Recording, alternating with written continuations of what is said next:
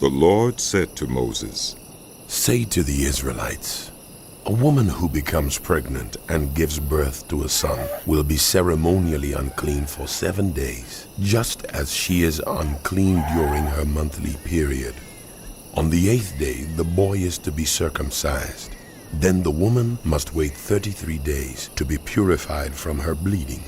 She must not touch anything sacred or go to the sanctuary until the days of her purification are over. If she gives birth to a daughter, for 2 weeks the woman will be unclean as during her period. Then she must wait 66 days to be purified from her bleeding.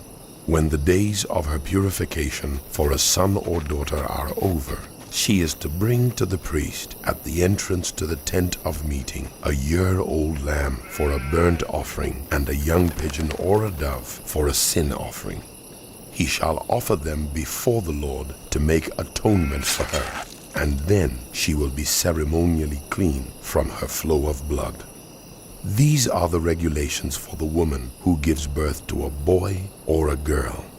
If she cannot afford a lamb, she is to bring 2 doves or 2 young pigeons, one for a burnt offering and the other for a sin offering.